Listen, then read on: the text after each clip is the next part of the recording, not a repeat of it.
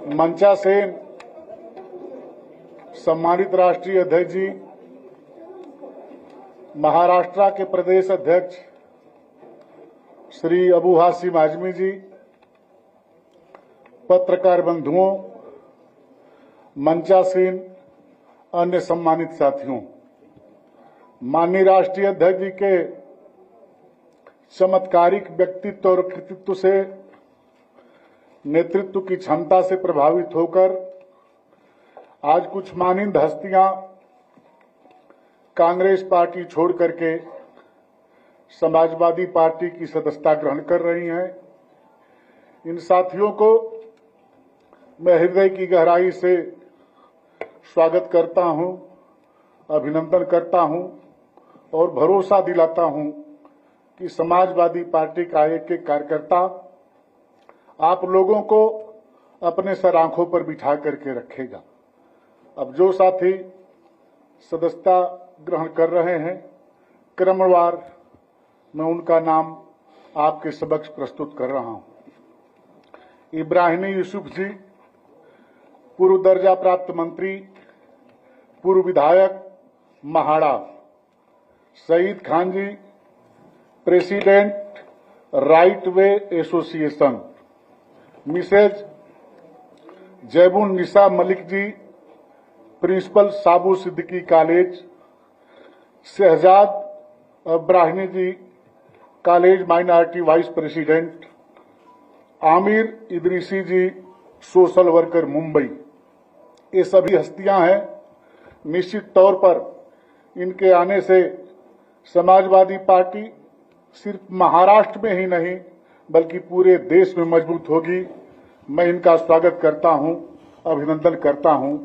अब मैं राष्ट्रीय अध्यक्ष जी से आग्रह करता हूं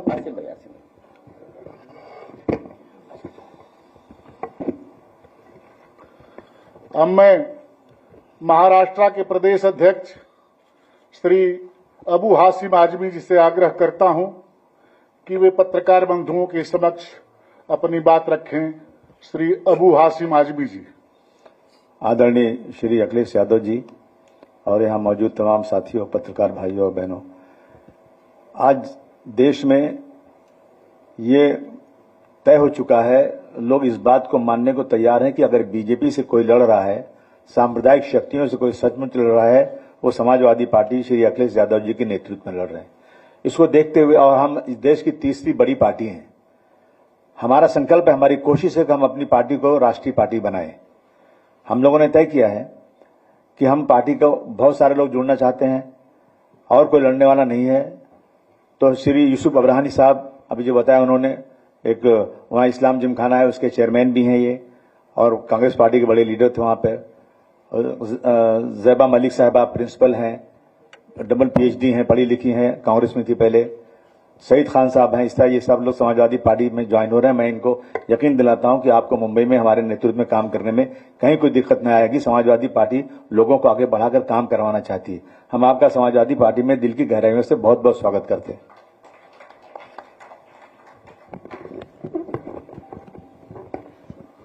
माननीय राष्ट्रीय अध्यक्ष जी,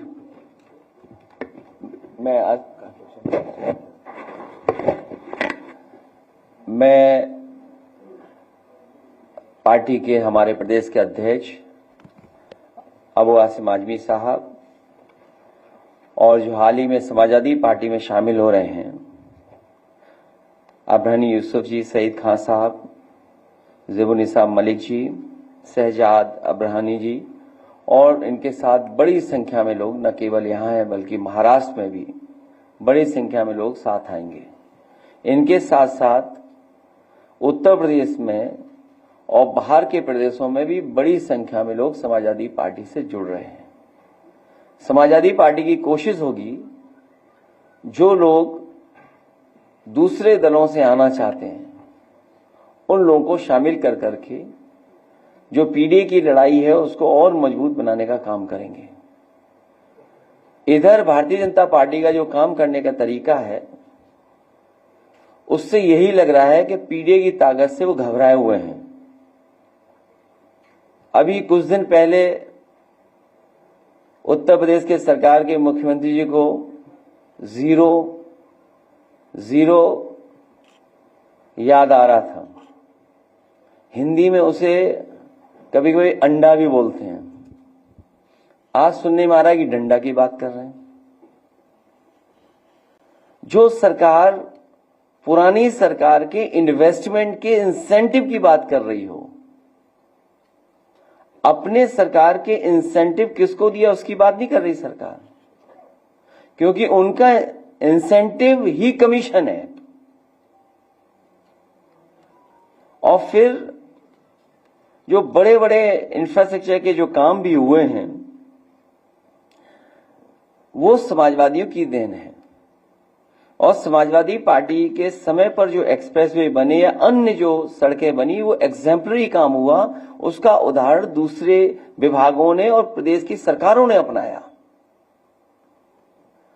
मेडिकल की क्या हालत है हम और सब लोग जानते हैं। आग के बाद आग लग रही है। झांसी की आग के बाद तो सरकार को सबक लेना चाहिए था।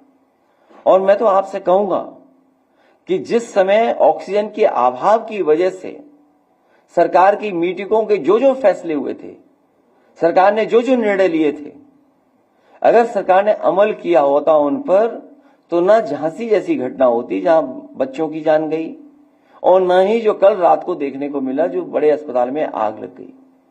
कुछ लोग ये भी कहते हैं कि पिछले 7-8 साल से जो खराब क्वालिटी का सामान लगा है, बचने के लिए आग लगा दो, फिर उसका नामो निशान ही नहीं बचेगा।